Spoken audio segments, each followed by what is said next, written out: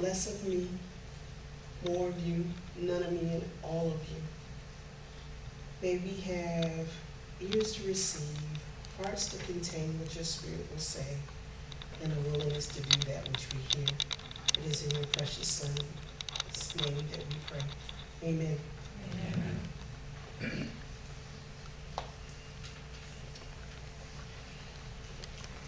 So, from the scriptures that were just read in your hearing, we have two major situations going on. We have a woman who had been battling sickness for at least 12 years. That's a long time to be sick. And then we have another situation where it looks like someone is dead. And you have people weeping, you have people crying because they believe that their situation is futile.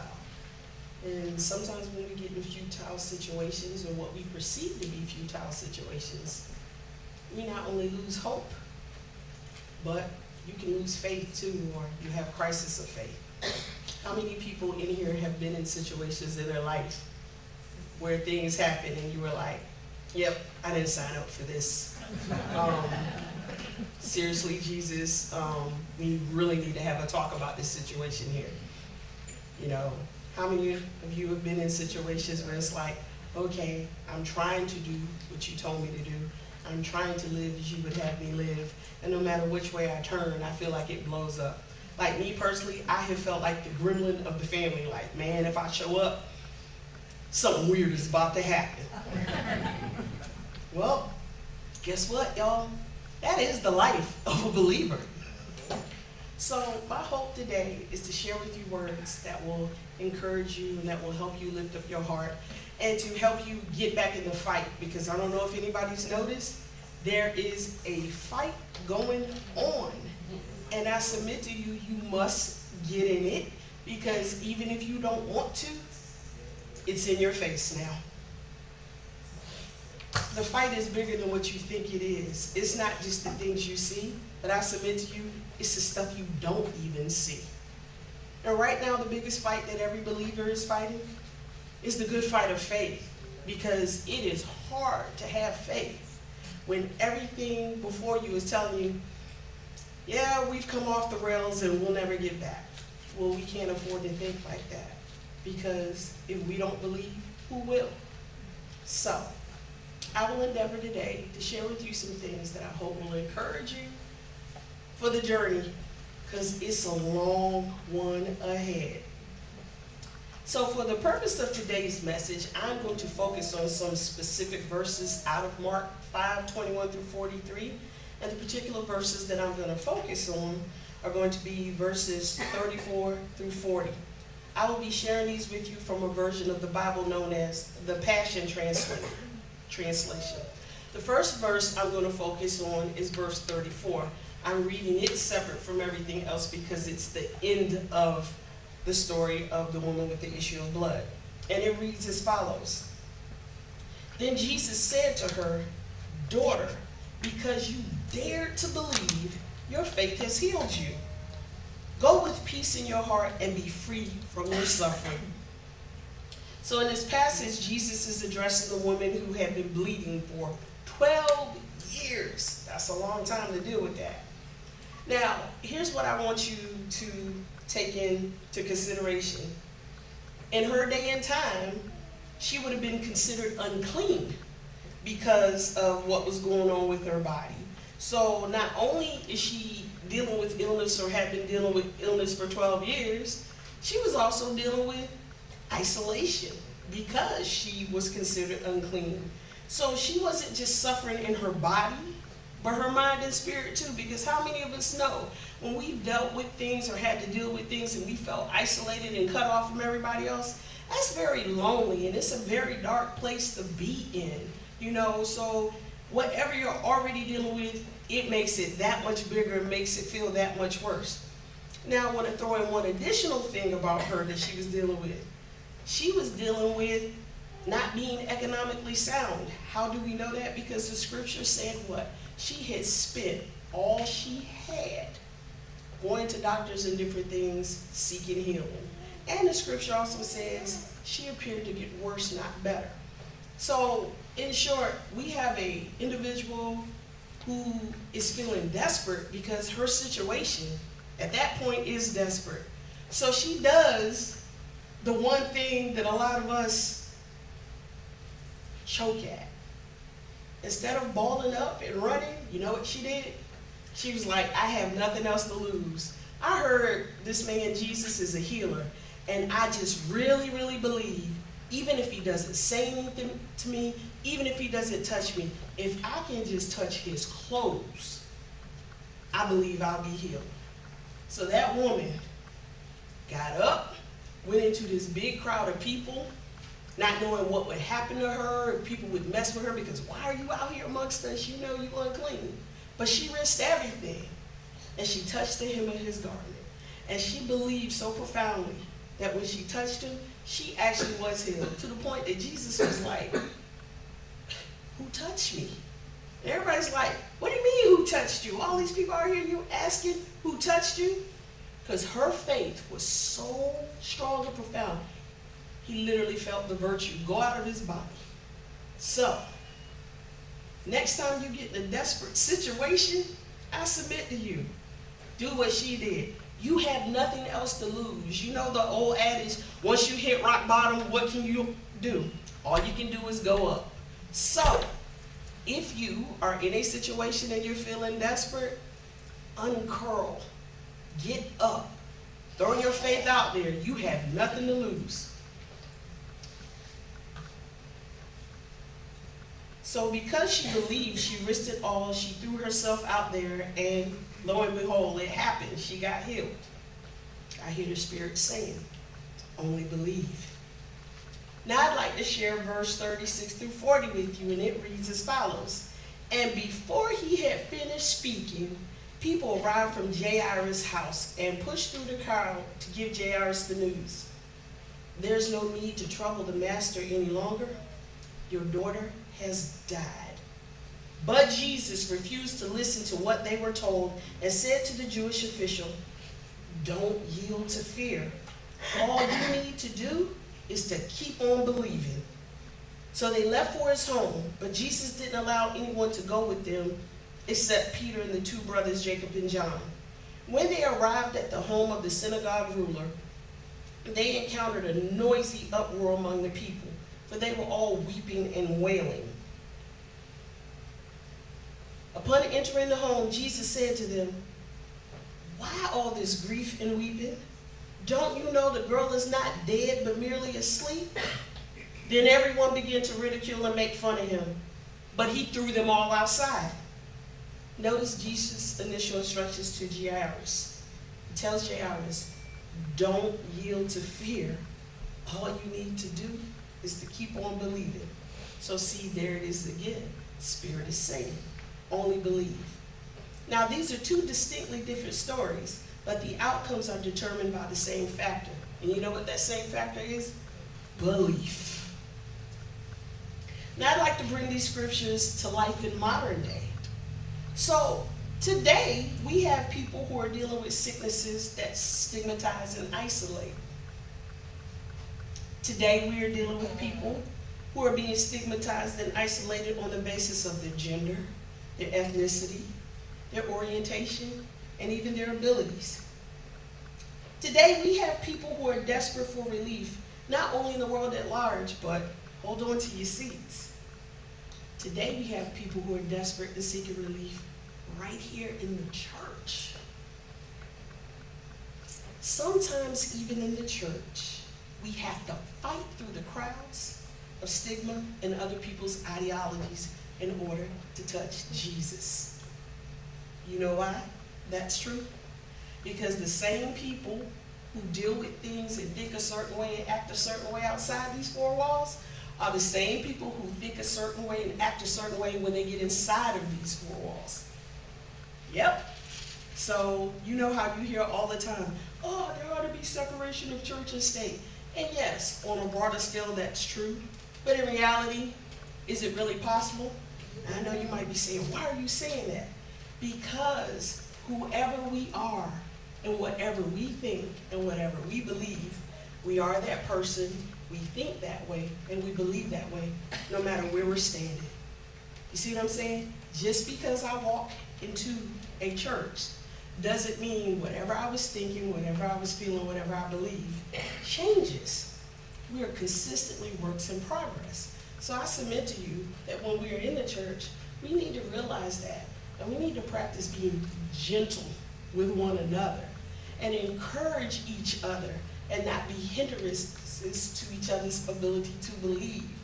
Because we're all coming here seeking what? Solace. Because when we walk out those doors, things are crazy out there. They don't need to be crazy in here. And we get to dictate how things go in here. Not me, not you, we. So, I don't know who that was for, but take it for what it was worth. So, bless you, Lord. So, I want you to take a look at our nation right now. Yes, I'm going there. I was going to try not to go there, but I have to go where I'm led to go, so we going. All right? All right? Hold on. So right now in our nation, there are people out there promoting a Jesus that none of us know. What do you mean by that, Tanya? There are people right now out there promoting a Jesus who promotes a particular group reigning supreme over others. That is not the Jesus we preach. The Jesus that we preach, the Jesus in Scripture, is the Jesus who is moved by love, who was always moved by love, and who will always be moved by what? Love. Thank you. So if you hear a message of a Jesus that is not promoting that, that ain't him. And don't follow that message, because the road it leads to is one you don't want to go down. You know what love is, don't you? Because all of you are here today because what? You chose to embrace love. Some of you in here, if I was to sit down and talk with you personally, you could share personal stories with me of how you were rejected, how you were thrown out, how you have gone through periods of isolation because somebody didn't like what you looked like, or somebody didn't like who you loved.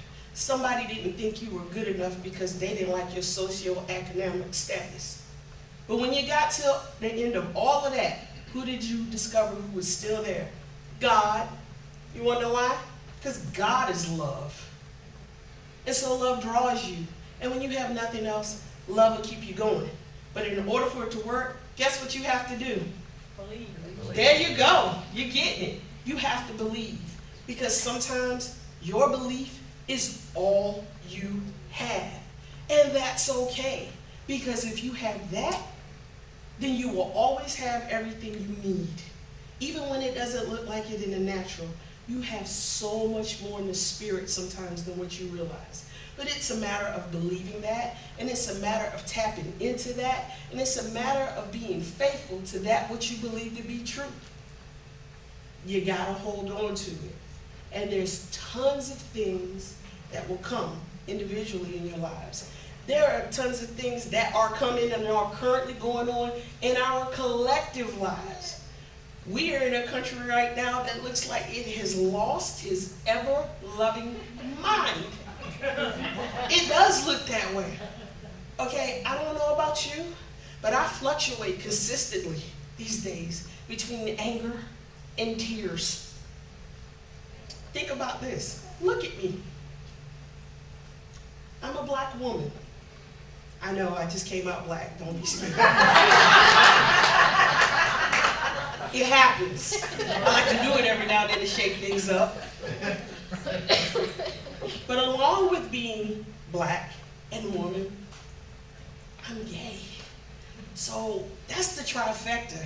I'm representing 3 marginalized groups of people. So that means where I go sometimes, I am like a walking target. I shudder to think that I'm actually a veteran. I served my country for 8.5 years. But in this very country that I swore to protect. There are people who believe that I don't have a right to be because I am black, female, and gay. You think that's not a gut punch? You see the craziness going on the television? People calling cops on people for dumb and insane things. You think that can't be a little scary at times? Just being me. Just because I'm breathing. So I can only imagine the different aspects of your life that might get scary for you at times, because you realize there's some nut out there who doesn't feel like you have the right to be. There's some nut out there that feels like, well, you should believe as I believe and you don't. So now we got a problem. So then the issue becomes, well, Lord, how do I balance this out? How do I confront my fear but still hold on to my faith as well? Because fear is coming. Heck, fear is here.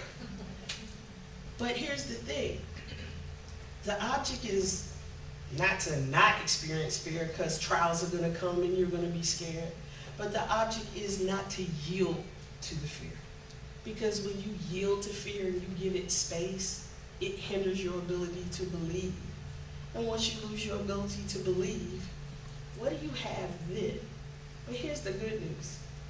If you should find yourself in a situation where your faith is shaken and your belief seems to be running around, that's why we have each other. See, this is the importance of having a body of believers. Because when your faith is weak and mine is strong, you won't suffer any lack. Because I can lend you what I have. And when it's my turn, you can give back to me. There's an old adage that there's safety in numbers. I really believe that. My wife and I joke about that all the time. I tell people, you don't want to mess with me. And not because of me. You don't want to mess with me because you don't see who else is with me. Pick a fight with me, my wife could be in another room and she'll show up on you.